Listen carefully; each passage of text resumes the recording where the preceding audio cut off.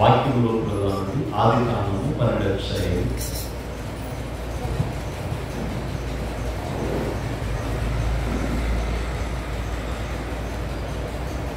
మొదటి వచ్చును రెండవ వచ్చును. యెహోవా నీవు లేచి నీ దేశము నుండి నీ బంధువుల వద్ద నుండి నీ తండ్రి ఇంట నుండి బయలుదేరి నేను నీకు చూపించు దేశమునకు వెళ్ళను. నిన్ను గొప్ప జనముగా చేసి నిన్ను ఆశీర్వదించి నీ నామమును గొప్ప చేయుదును. నీవు ఆశీర్వాదముగా ఉండు.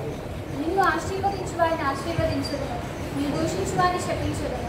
భూమి యొక్క సమస్త వంశములు నీ యందు ఆశీర్వదించబడని అబ్రాహాముతో చెప్పనగా యెహోవా అతనితో చెప్పిన ప్రకారం అబ్రాహాము వెళ్ళెను. చిన్న ప్రార్థన చేసుకున్నాం. వాక్యవర్తమానం ప్రార్థన.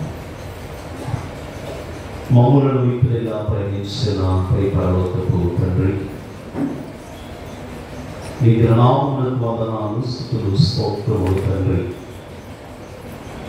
పరిశుద్ధుడు దేవా, కృప కలిగిన దేవా, యేసు స్వామి నీకు వందనములు, నమస్కారములు తండ్రి.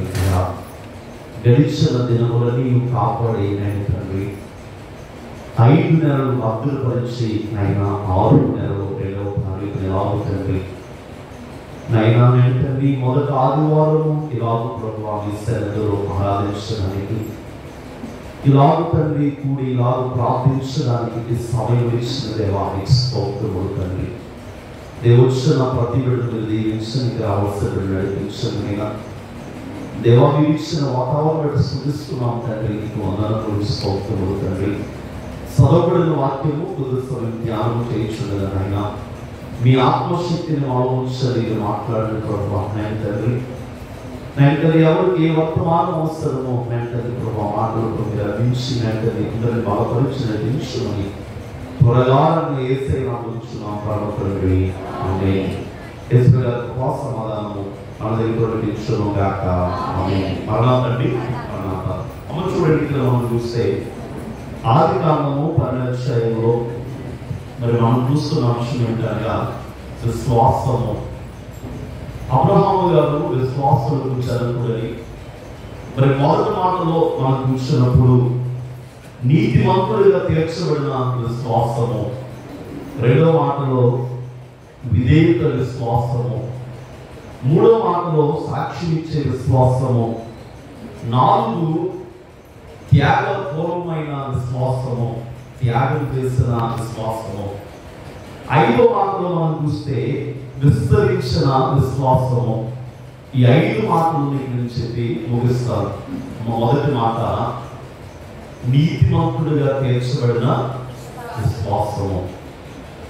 నీతిమంతుడిగా ఆయన అడిగినటువంటి విశ్వాసము మనం చూద్దాం బైబిల్లో. ఆదికాండము 15వ అధ్యాయము 6వ వచనం చదువుతున్నాను. అప్పుడు యెహోవా నమ్మెను, ఆయన అప్పుడు యెహోవా నమ్మెను, ఆయన అతనికి నీతిగా ఎంచెను. నన్ను దేవుని ఆయన అన్నాడు. ఎలా అన్నాడు అంటే అన్నిటినీ విడిచి వెళ్ళిపో అన్నప్పుడు అన్నిటినీ విడిచి వెళ్ళిపోయే స్థితి ఆయన కలిగి ఉన్నాడు.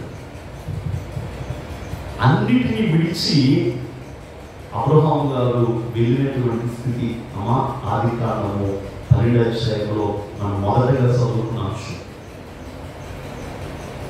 ఆ అధ్యాయంలో మనం చూస్తే మొదటి వచనం, రెండవ వచనం ఒకసారి మీరు చదివితే, యెహోవా నీవు లేచి నీ దేశము నుండి నీ బంధువుల యొద్ద నుండి నీ తండ్రి ఇంటి నుండి బయలుదేరి నేను నీకు చూపించు దేశానికి వెళ్ళుము.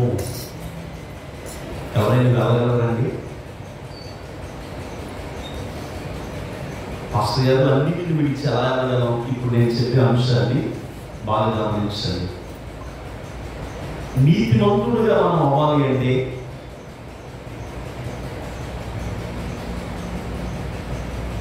దేశము భక్తులు అభ్యంతరపరిస్తే ఆ అభ్యంతరం కలిగించిన వాటిని పక్కన పెట్టాలి. అబ్రహాము చేస్తున్న పని ఏంటయ్యా అంటే ఈ 3 విడిచిపెట్టి వెళ్ళాలి అంటే చాలా కష్టం అండి. మనిషికి చాలా కష్టం. మరి ఈ రోజు అవన్నీ నేను వాటిని విడిచిపెట్టి వెళ్ళిపోవాలా? కాదు. అక్కడ ఉన్న వాటిని వైపుకు మనం చూడకూడదు. మరి దేవుని చిత్తమును నెరవేర్చేవారుగా మనం ఉండాలి. ఆనాడు అబ్రహాము గారికి బైబిల్ గ్రంథం లేదు, మా దేవుని మాట ఉంది. ఈరోజు దేవుని గ్రంథం ఉన్నా మనం ఏం చేయాలి చెప్పండి? దేవుని మాటను మన అంటే దాన్ని ఏమంటామంటే మన నడవడికలో పెట్టుకోలేకపోతున్నాం. దేవుని మాటను మనం నడవలేకపోతున్నాం. అబ్రహాము గారు ఆ రోజుల్లో సపోర్ట్ ఎవరు లేరు. అబ్రహాము గారికి అంటే అబ్రహాముగా ఉన్నారు ఆయన, అక్షరం తర్వాత కలపబడిందండి.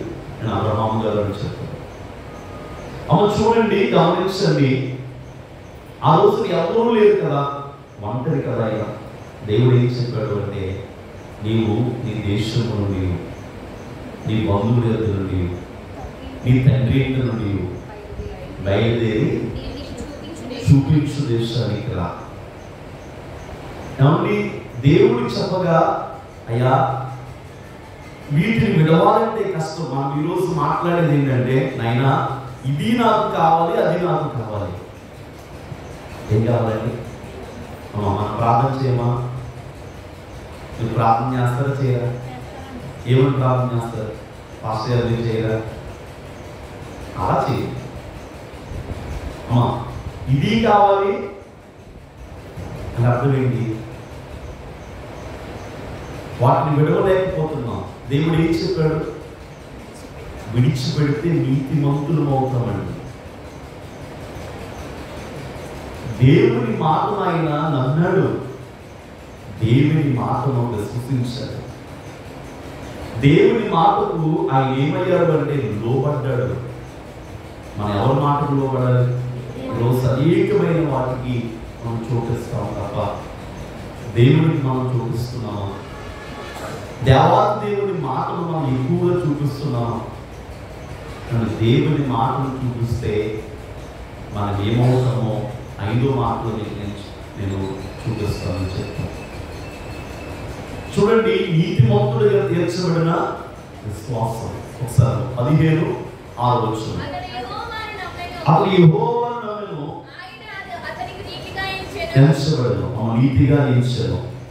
అలాగే రోమపత్రిక 4:3 చదువుకుందామండి. రోమపత్రిక 4:3 అబ్రహాము దేవుని నమ్మెను, అది అతనికి నీతిగా ఎంచబడెను. అది అతనికి నీతిగా ఎంచబడెను. దేవుని నమ్మెను, అది నీతిగా ఎంచబడెను. అబ్రహాము దేవుని నమ్మారు, అది అతనికి నీతిగా ఎంచబడింది. మనం దేవుడిని అన్నాం, యేసయ్యని అన్నాం. యేసయ్య లోకానికి వచ్చి మరణించి తిరిగి లేచి మన ఆయన దగ్గరికి పిలిచాడు. ఆయన రక్తంలో కడగబడ్డాం. ఏమయ్యామంటే నీతిమంతులుగా తీర్చబడ్డాం. బైబిల్ చెప్తుంది. ఈ తీర్చబడిన మనం ఏం చేయకూడదు? ఇప్పుడు దేవుని మాటను విడిచిపెట్టేవారుగా మనం ఉండకూడదు. దేవుని మాటకు లోబడేవారుగా ఉండాలి. ఏ మాటలు కూడా కాదు, దేవుని మాటకు లోబడేవారుగా ఉండాలి. ఇప్పుడు చూడండి, ఇది మొదటి మాటగా మీకు నేను చెప్తున్నాను. మా నీతిమంతుడిగా తీర్చబడిన విశ్వాసం. మరి 2వ మాట దగ్గరికి వస్తే విధేయత విశ్వాసం. ఏం చెప్పండి? విధేయత. చదువుకున్నాం బైబిల్ గ్రంథంలో ఆదికాండము 12:4 అండి. చెప్పిన ప్రకారం అబ్రాము వెళ్ళెను. లోతు అతనితో కూడా వెళ్ళెను. అమ్మ చూడండి, యెహోవా అతనితో చెప్పిన ప్రకారం అబ్రహాము వెళ్ళెను. అబ్రహాము గారు వెళ్ళారు. ఎక్కడికి వెళ్ళాడో, దేవుడు ఎక్కడికి వెళ్ళమని చెప్పారో అక్కడ నీకు బాగుంటుంది అని ఏం చెప్పలేదు. ఎక్కడికి వెళ్ళాలో ఎరుగుతాయినా. అమ్మ రెండో మాటలు ఏమో తెలుసా? విధేయత. ఈ విధేయత ఏమిటంటే చెప్పినప్పుడు చేయడం. మరి దేవుడు చెప్పినట్టుగా మనం చేస్తున్నామా? ఆయన చెప్పింది మనం చేయాలి. ఆయన మీతో చెప్పినది చేయాలి. మన బైబిల్ చూసిన 3వ వాక్యం కాబట్టి ఆయన ఏం చెప్తే అది మనం చేయాలి. మా ప్రభు చెప్పింది మనం చేయాలి. యేసయ్య చెప్పింది మనం చేయాలి. విధేయత. ఏమన్నా చాలా మందికి మనం విధేయులుగా కనబడతాం కదా. కాదని నేను అనట్లేదు, వద్దని నేను అనట్లేదు. కానీ ప్రభు కనబడుద్దా? మన విధేయత ప్రభు చూడరా? అమ్మా ఇది రాయించింది ఎవరు? దేవుడు. ఎవరి ద్వారా రాయించాడు? మోషే గారి ద్వారా రాయించింది. అమ్మా ఆదికాండం ఎవరు రాస్తారు చెప్పండి? మోషే గారు. ఈ రాసినప్పుడు దేవుడు చెప్తున్నారు ఏమని తెలుసా? ఒక్కసారి మళ్ళీ అదే 4వ వచనం చదవండి. యెహోవా అతనితో చెప్పిన ప్రకారము అబ్రహాము వెళ్ళి, ఇదిగో నేను చెప్పిన ప్రకారము అబ్రహాము వెళ్ళాడయ్యా. మోషే రాయి. నేను చెప్పిన ప్రకారం రాయించింది ఎవరు? మనం అనుకుంటున్నాం రాతలు ఉండవలే అనుకుంటున్నాం. అమ్మా పరలోకంలో ఏముందండి? మాట్లాడాలి. రాత ఉంది. పరలోకంలో ఏముంది? మన పేరు అక్కడ ఉంది. అమ్మా రాస్తారా రాయరా? దేవుడు ఖచ్చితంగా రాస్తాడు. దేవుడు రాసే దేవుడు. మరి ఆ రాసిన చిత్రాన్ని తీస్తారంట ఆయన. తీసినప్పుడు ఏమవుతుంది అండి? పాస్ అయ్యే మార్కులు వస్తాయా? 100కి 100 వస్తాయా? దేవుడికి స్తోత్రం. ఏం చెప్పండి? ఎవరు రాయించారు? దేవుడు రాయించినటువంటి మాట. నమ్మింది ఎవరిని? మనం దేన్ని నమ్ముతా ఉండరా? అనేకమైన వాటిని నమ్మాలి. తర్వాత దేవుడిని నమ్ముతాం. దేవుణ్ణే నమ్మాలి. మనం ఎవరు నమ్మాలి చెప్పండి? యేసయ్యనే గమనించండి. చూడండి ఇబ్రీయులకు రాస్తుంటారు 11:8. అబ్రహాము పిలువబడినప్పుడు విశ్వాసం బట్టి ఆ పిలుపునకు లోబడి తాను స్వాస్థ్యముగా పొందనైన ప్రదేశమునకు బయలు వెళ్ళెను. మరియు ఎక్కడికి వెళ్ళవలెనో అది ఎరుగక బయలు వెళ్తామండి. మనం దేవుడి నుంచి పిలిచి మనకి ఏదైనా చెప్తే ఏమంటాం చెప్పండి? మాట్లాడాలి. ఏం చెప్తాం? నాయనా నాకు ఇంకా సమయం ఉంది, ఇంకా టైం ఉంది, ఇంకా ఇంకేముందంట? పొద్దున్న నేను బండి మీద వెళ్తున్నా. నేను టీవీ వాక్యం మాటలు వస్తున్నాయి అన్నమాట. జైపాల్ గారు చెప్తున్నారు ఏమంటే 70 ఏళ్ళు నేను ప్రయాసపడుతూ కష్టపడుతున్నాను. 35 ఏళ్ళు ఉన్నా. మీరు ఎంత ప్రయాసపడాలి? యవ్వనంలో ఉన్న యవ్వనస్తులు ఎంత కష్టపడాలి అని ఆయన చెప్తున్నాడండి. ఆ చెవులు పడింది. ఎవరైనా భక్తులు భక్తులే వ్యవసాయ ఎంత ప్రార్థన చేశారు, ఎంతో ప్రార్థన చేశారు. ఆ లైన్ మనకు నేర్పుతారు. ఆయన మోకరించి మనం ప్రార్థన చేస్తే అద్భుతం. ఒక్కసారి మీరు ఆలోచన చేయండి. లోబడి వెళ్తున్నామా? లోబడాలండి. ఇదేంటంటే ఏంటి? ఎవరికి లోబడాలి? దేవుడికి, ప్రభుకి. ఎలా తెలుస్తుంది పాస్టర్ గారు మనకి? లోబడాలి అంటే ఎలా మేము లోబడగలం? వాక్యము ద్వారా లోబడాలి. ఎలా లోపడాలి? చాలా మంది వస్తున్న వాక్యం లేకుండా ఏదేదో చెప్తున్నారు. ఆ మాటకి నీవు లోపడతావా? సహోదరి సహోదరుడా, ముందు లోపడదు. దేవుని వాక్యము కలిగి మనం లోపడాలి. దేవుని వాక్యం అండి, వాక్యానికి లోబడి అన్నాడు. ఏమండి, ఆయనకి మాట రాగానే లోబడినైనా ఎక్కడికి వెళ్ళాలో ఎరుగగా వెళ్ళను. మనం వెళ్ళగలమండి అమ్మా? వెళ్ళగలిగినటువంటి స్థితి, విశ్వాసాన్ని ఆయన నేర్పాడు. అబ్రహాము గారు నేర్పారు. వెళ్ళారా? అట్టి స్థితి మనం కలిగి ఉండాలి. లోబడి స్థితి మనకు ఉండాలి. విధేయత, విశ్వాసము.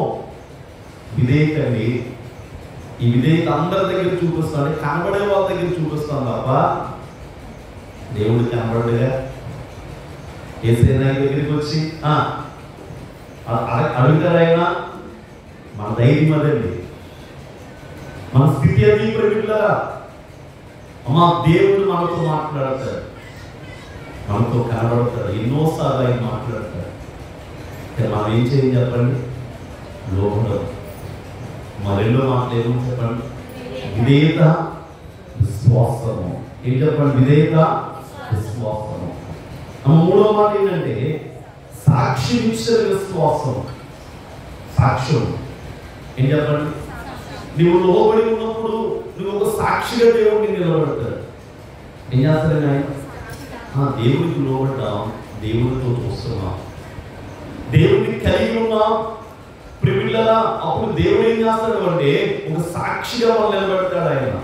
వాక్యం చూద్దామండి బైబిల్ గ్రంథంలో ఆదికాండం అండి 12:7 యెహోవా అబ్రహాము ప్రత్యక్షమై నీ సంతానమునకు అమ్మా ఈ దేశం ఇచ్చదని చెప్పగా అతడు ప్రత్యక్షమైన యెహోవాకు ఒక బలిపీఠము కట్టెను.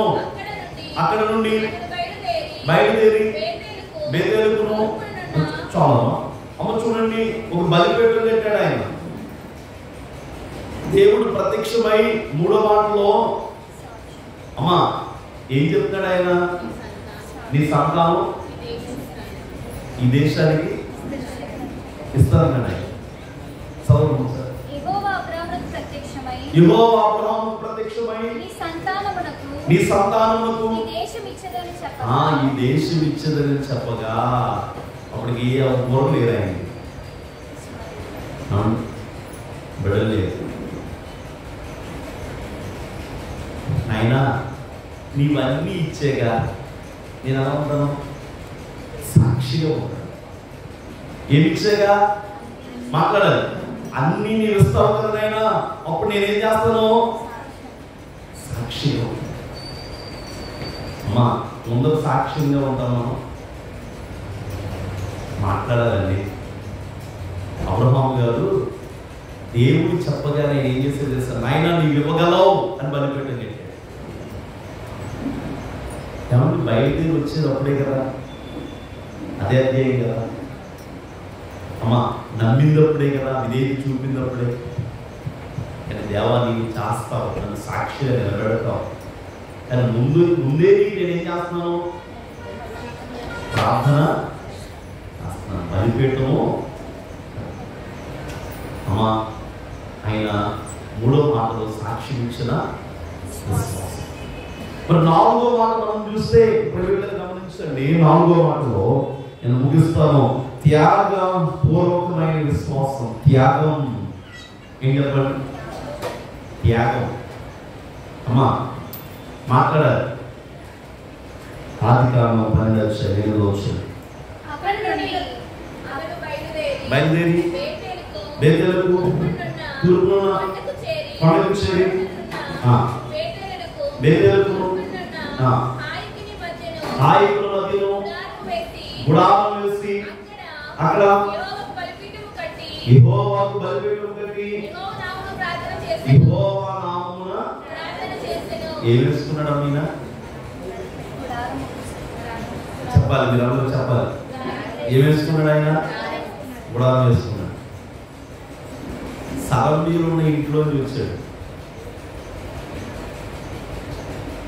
ఇక్కడ వచ్చి ఏం వేసుకున్నాడండి? త్యాగం. ఏం త్యాగం చేశాడు ఆయన? దేశాన్ని త్యాగం చేశాడు. ఎవరి కోసం? దేవుడి కోసం. నేను ఏం త్యాగం చేస్తున్నానో ఒకసారి మీరు అనుకోవాలి. ఏ త్యాగం చేసినా అది మీకే తెలుస్తుంది. దేవుడి స్తోత్రం చెప్పండి. దేవుడు మిమ్మల్ని దీవిస్తాడు. దేవుడికి మహిమ కలుగుగా. ఏ త్యాగమో నేను 2 మాటలు చెప్పి నేను ముందుకు వస్తాను. ఎందుకంటే సమయాన్ని బట్టి నేను మీకు ముగిస్తాను. గమనించండి, అబ్రహాము గారు త్యాగం దేశాన్ని విడిచిపెట్టాడు. 2 తండ్రిని విడిచిపెట్టాడు, బంధువులు విడిచిపెట్టాడు. అన్నిటిని విడిచి ఆయన వచ్చి ఒక గుడారంలో నివసిస్తున్నాడు. అమ్మా, నేను యేసయ్య నమ్మాక ఎలా ఉన్నాను? గుడారం అంటే గుడారంలో ఉన్నాను కాదండి. అమ్మా, ఏం చూపిస్తుంది? తగ్గింపు చూపిస్తుంది. ఏం చూపిస్తుంది చెప్పండి? చాలా మంది అండి అలా మాట్లాడేది కదా, నేను కూడా అలా మాట్లాడాలంటారు. తగ్గించుకునే స్థితి ఉంటుందా? మాట్లాడండి తల్లి. మనం యేసయ్య బిడ్డను, నేను 2 మాటలు మీకు ఇంకొక మాట గుర్తు చేస్తున్నాను. యేసు క్రీస్తు ప్రభువారు మన కొరకు ఏం త్యాగం చేస్తారు? యేసు క్రీస్తు ప్రభువారు మన కోసం ఏం త్యాగం చేస్తారు? చెప్పండి. సింహాసనాన్ని విడిచిపెట్టాడు ఆయన.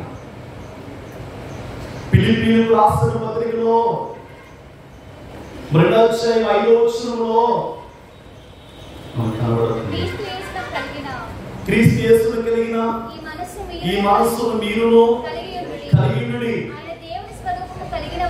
ఆయన దేవుని స్వరూపము కలిగిన వాడైయుండి దేవునితో సమానముగా ఉండుట విడిచిపెట్టకూడని భాగ్యమని ఎంచుకొనలేదు కానీ, విడిచిపెట్టకూడని భాగ్యమని ఎంచుకోలేదు కానీ మనుషులు పోలికగా పుట్టి దాసుని స్వరూపమును ధరించుకుని తను తాను రిక్తునిగా చేసుకునేను.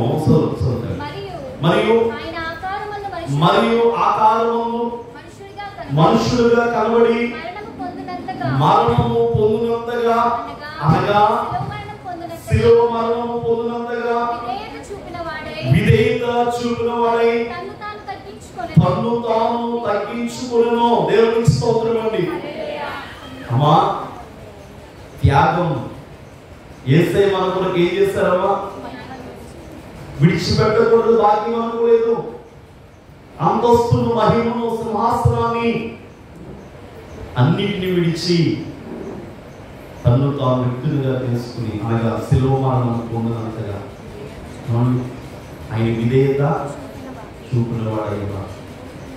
అమ్మా, ఆయన శిలువ మరణం పొంది మరణమై చనిపోయి తిరిగి లేచాడు ఆయన. ఇన్ని త్యాగాలు ఆయన మనం చేస్తారు. మనం ఒక త్యాగం చేయదా? మాట్లాడాలి. ఏం త్యాగం చేయాలి? ఏం పాస్ చేయాలి? ఏమో అడుగుతాడు ఇప్పుడు. అవునండి, యేసయ్య బిడ్డగా చేయడం. ఎలాగమ్మా? యేసయ్య బిడ్డగా చేయడం. యేసయ్య బిడ్డగా నడుద్దాం.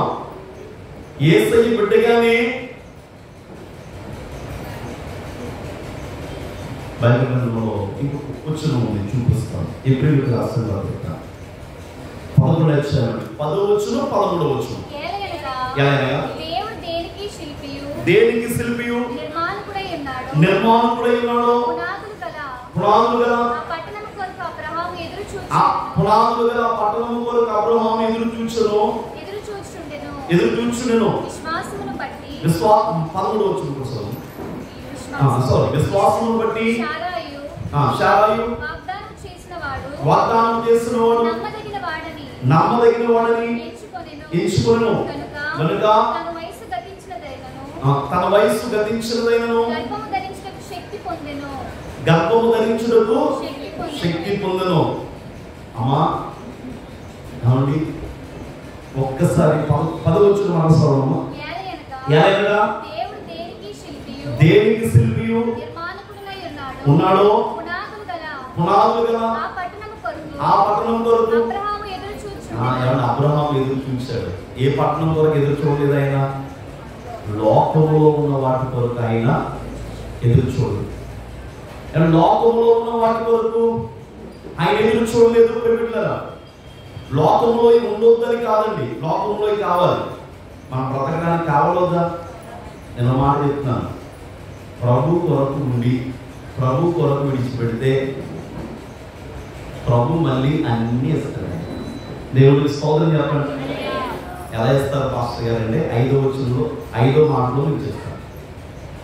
త్యాగం, యేసయ్య త్యాగం చేశారు, మన కొరకు మరణమైపోయారు, చనిపోయారు, తిరిగి లేచారు. మరి నేనే త్యాగం చేస్తున్నాను.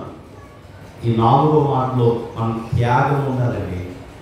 త్యాగం కలిగి విశ్వాసం కలిగి మనం జీవించాలి. ఏ త్యాగం ఉండాలి? మీరు ఒకసారి ఆలోచించండి. 70 వయసులో 70 ఏళ్ళలో ఉన్న వ్యవసాయాలకు 120 సంవత్సరాలు జీవించారు. గొప్ప సేవ చేశారు. ఇందాక దేవుడు గారిని గుర్తు చేశారు కదా, 70 ఏళ్ళు ఉన్నాయి, నేను ఇంకా పరిగెడుతున్నాను, మరి మీరు పరిగెట్టరా? దేవుడికి మహిమ కలుగును గాక. అమ్మా గమనించండి, త్యాగం. మరి మనం ఏ త్యాగం చేయాలి? యేసయ్య త్యాగం అయిపోయారు, యేసయ్య మరణం అయిపోయారు, చనిపోయారు, తిరిగి లేచారు. ఎవరి కొరకు అంటే ఆయన కోసం కాదండి, మన కోసం. కానీ మన ప్రయాస ఎవరి కోసం అంటే మన కోసం. మీకు అర్థమైందా నా మాట? మన ప్రయాస మన కోసం, యేసయ్య ప్రయాస మన కోసమే. ఇప్పుడు ఆయనకి ఏమీ లేదు, మన కోసమే. ఆ పునాది గల పట్టణం ఇవ్వడానికి యేసయ్య ఈ లోకానికి వచ్చి మరణించి తిరిగి అయినా ఆయన నమ్మితే ఎందుకులే, బాప్తిస్మం ఎందుకులే, ఆయన ధరించడం ఎందుకులే. ఇంకా కొన్ని రోజులు ఉన్నాయి కదా, జామ చెట్టు దగ్గరికి వెళ్ళండి, బాగా ముగ్గిపోయిన పండు తినాలంటే మనకి ఇష్టం ఉండదు. డాన్ వెళ్ళిపోయిందంటే వదిలేస్తాం. యేసయ్య దగ్గరికి ఏంటంటే అంత వయసు అయిపోయిన తర్వాత అప్పుడు యేసయ్య నమ్మాలంట. ఇప్పుడు నేను మాట చెప్తాను, మరి వృద్ధులు నమ్మవద్దండి అంటే అప్పుడే తెలుసుకున్న వృద్ధులు నమ్మడం మంచిదే, వాళ్ళు నమ్మాలి. కానీ తెలుసుకుని మధ్యలో ఉన్నా కూడా ఇంకా టైం ఉందలేని ఆయన, ఇంకా టైం ఉందలేని ఆయన అంటే ఆయన రాకడ వచ్చారు. అమ్మా ఏం చేయాలి? మనం త్యాగం చేయాలి. ఏం త్యాగం చేయాలి? ఎంత యవ్వనంలో ఉన్నా, వయస్సులో ఉన్నా ప్రభువుని మనం ఏం చేయాలండి? నమ్మాలి. పరలోక స్థితి మనది. ఇది 4వ మాట. 5వ మాట, విస్తరించిన విశ్వాసం. విస్తరించిన విశ్వాసం. అబ్రహాము గారు విస్తరించారు. ఒకసారి చూడండి బైబిల్లో ఆదికాండం 12:2 అండి. అలాగే హెబ్రీయులకు రాసిన పత్రిక 11:11-12 వచ్చిన నిన్ను ఆశీర్వదించి నీ నామమును గొప్ప చేయుదును. నీవు ఆశీర్వాదముగా నుండుము. దేవునికి స్తోత్రం అండి. అమ్మా నిన్ను విస్తరింపజేసి నిన్ను గొప్ప జనముగా చేసి నిన్ను ఆశీర్వదించి నీ నామమును గొప్ప చేయుదును. నీ నామమును గొప్ప చేయుదును. దేవునికి స్తోత్రం అండి. అలాగే హెబ్రీయులకు రాసిన పత్రిక 11:11 వచ్చిన విశ్వాసం బట్టి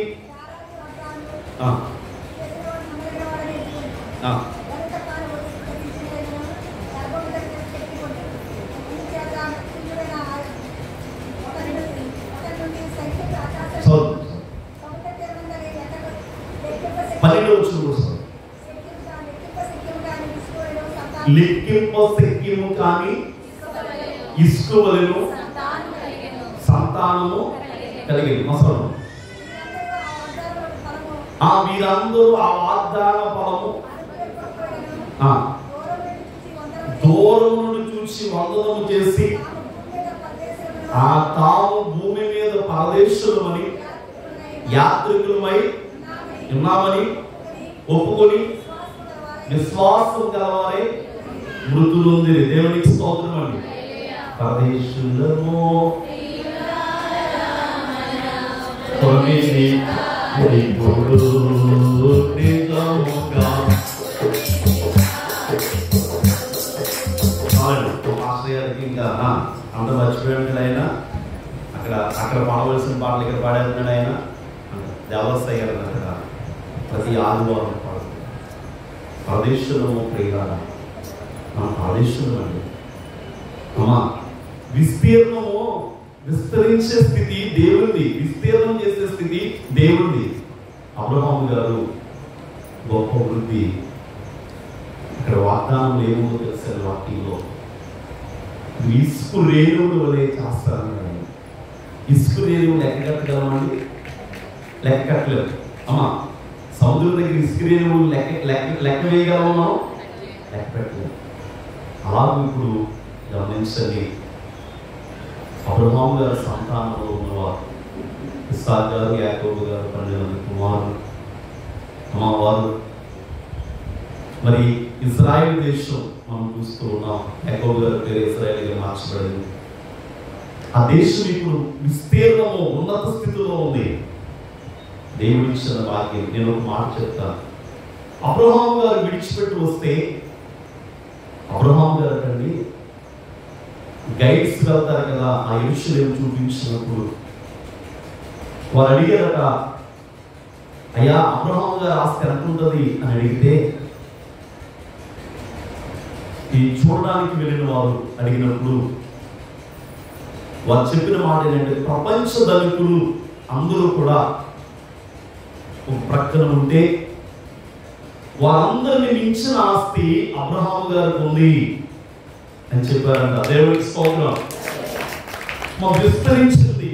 నేను ఇంకొక మాట చెప్తాను, విస్తీర్ణమైన భాగ్యాన్ని ఎవరు కూడా ఏమీ చేయలేరు.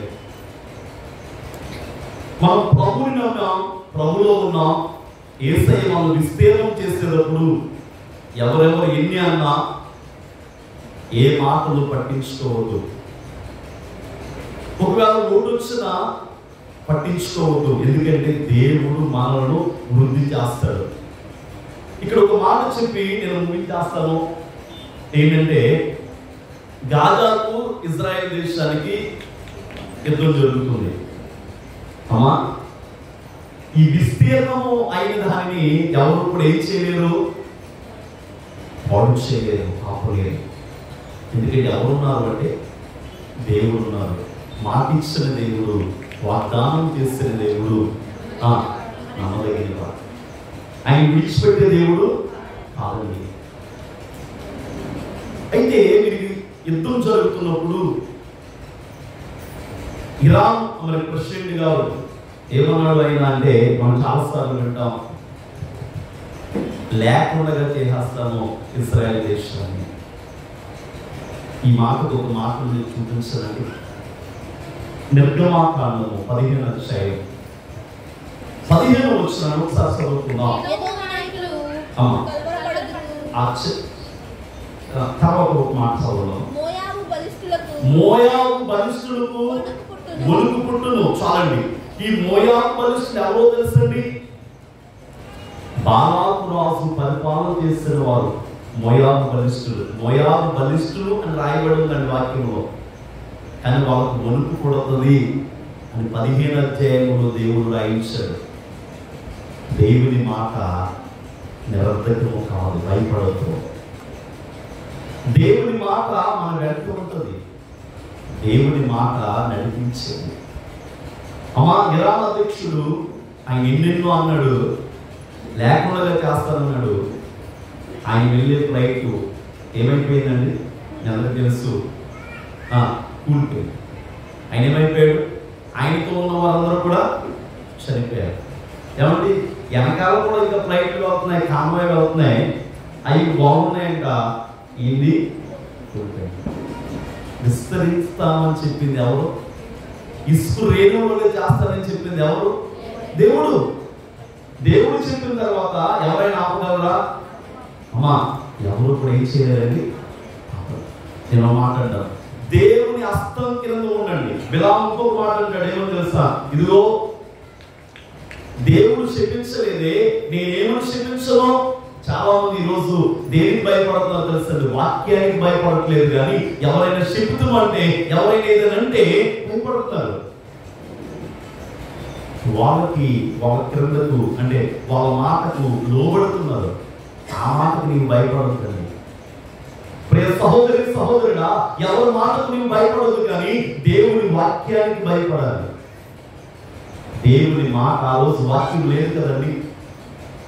తర్వాత మోషే గారి ద్వారా రాయించారు. అబ్రహాము కాలంలో వాక్యము లేకపోయినా దేవుని మాట ఉంది నిత్యము. ఆ మాట ఆయన్ని విడిపించింది. కానీ దేవుని మాటను ఆయన విన్నాడు, నమ్మాడు. అమ్మా, నీతిమంతుడిగా తీర్చబడిన విశ్వాసం. రెండేంటి చెప్పండి?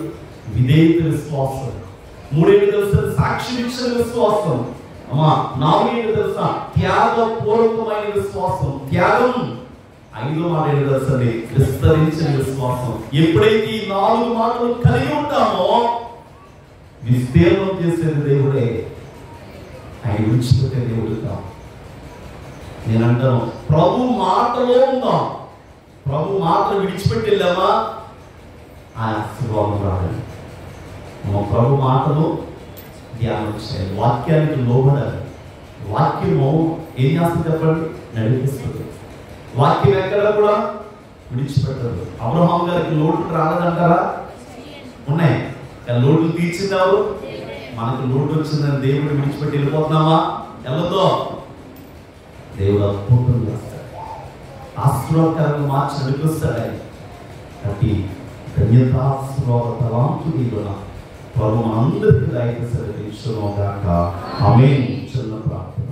మహాపరుషుడుగు తండ్రి, గౌరవాత్ముడు తండ్రి, కృప కలిగిన దేవా యేసు స్వామి, నీకు వందనాలు, నమస్కారాలు ప్రభువా. నిలదించిన మాటలు ఆయన తండ్రి, అబ్రహాము గారు తండ్రి నేను చూపించు దేశము ఆయన తెలుపు వెళ్ళినప్పుడు తండ్రి, ఆయన విడవలసి విడిచి వెళ్ళినప్పుడు దేవా నీతిమంతుడుగా తీర్చబడిన విశ్వాసము, ఆయన విధేయత విశ్వాసము, సాక్ష్యం ఇచ్చిన విశ్వాసము, ఆయన త్యాగపూర్వకమైన విశ్వాసము, విస్తరించిన విశ్వాసము నిజమే తండ్రి.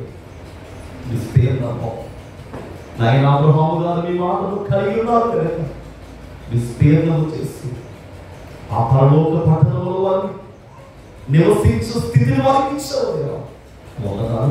మేము అతి త్యాగంలో మేము ఉండాలి. యేసయ్య త్యాగశీలుడుగా అన్నింటిని విడిచి మా కొరకు త్యాగమైపోయావు, మా కొరకు బలి అయిపోయావు, మా కొరకు చనిపోయి తిరిగి లేచావు. ఆయన మిమ్మల్ని ధరించిన మేము కూడా ఏమి విడవాలో వాటిని విడిచి మిమ్మల్ని పట్టుకుని నడిచే భాగ్యము ధైర్యంగా అందరికీ దయచేసి నీ దీవులతో నింపుకోండి.